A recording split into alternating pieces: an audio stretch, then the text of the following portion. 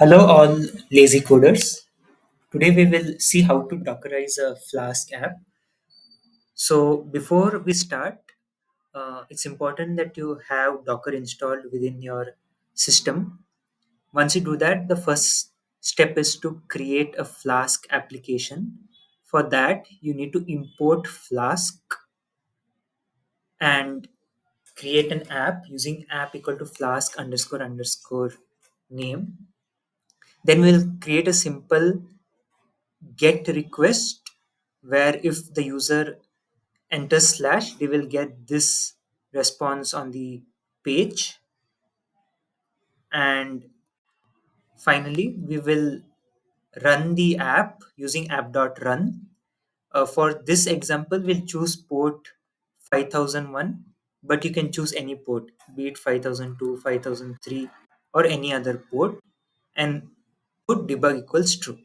So once you create app.py, which is a Flask application, save it, then create a new file called Docker file in the same folder. So in the Docker file, the base Python image, you can go online on Docker Hub, just type Docker Python and see what all images are there once, and you can choose any image out of that. So there are a lot of images. For this we will just choose the 3.9 alpine image. So once you choose the base image for the container, the next step is to change the working directory. So this will change the working directory within the Docker container. It's almost similar to how we do uh, cd within our terminal.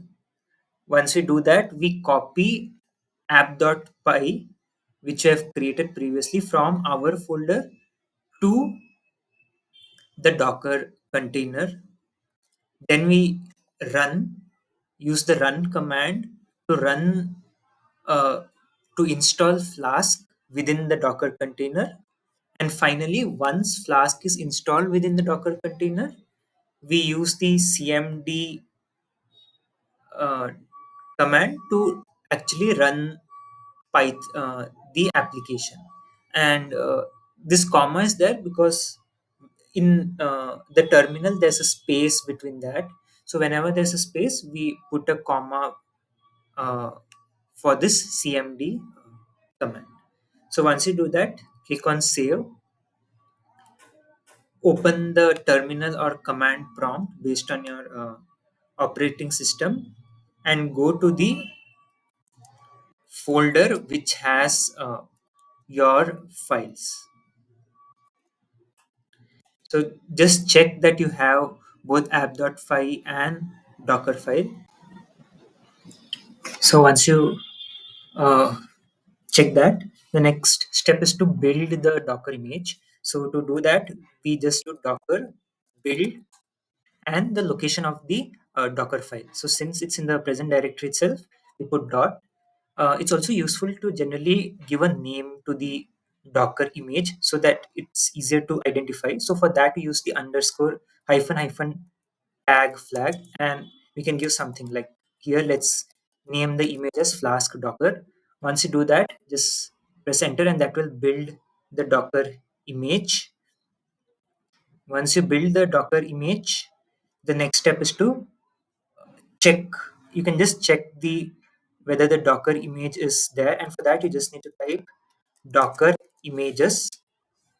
Since I already have a lot of images, to make it easier, I'll just type head file.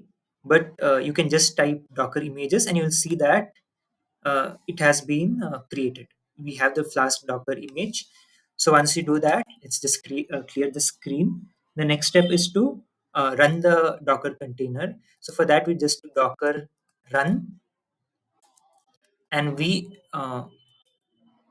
bind the port. So it's important that we bind the port of our host system to the port of the Docker container.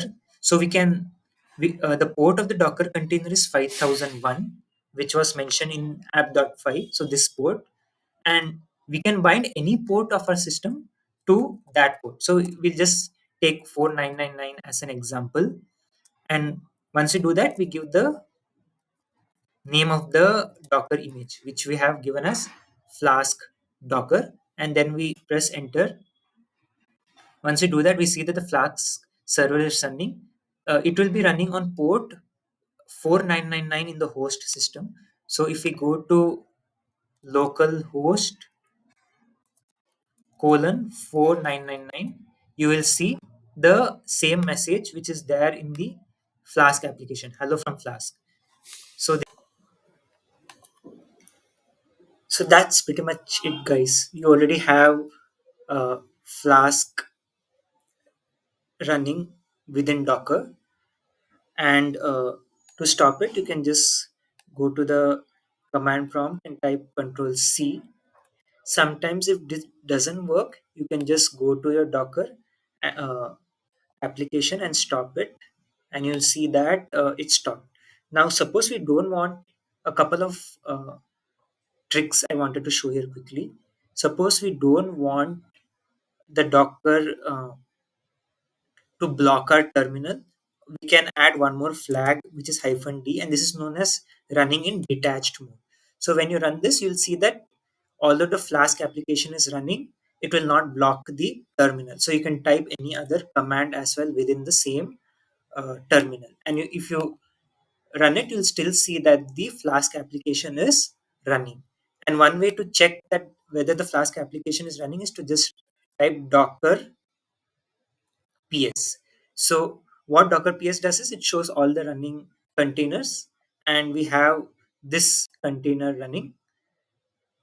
And if you want to stop the container, we can just do docker stop and give the container id, and that will uh, stop the Docker container. Now, once we stop the Docker container, if we now try to run localhost 4999, it will not work because the container is no longer running.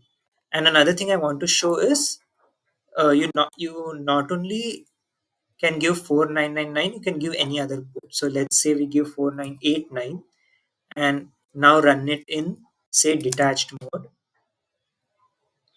Now, if we type 4999, it won't work. But let's try 4989, and we will see that the Flask application is now running on port 4989. So that ways you can give any port of the host system, and when you type that URL in the browser, you will be able to see the Flask application. So play around with this. So hopefully this video was informative. Do let me know your thoughts in the comment section. And if you like this video, do not forget to like, share, and subscribe. Meet you in the next one.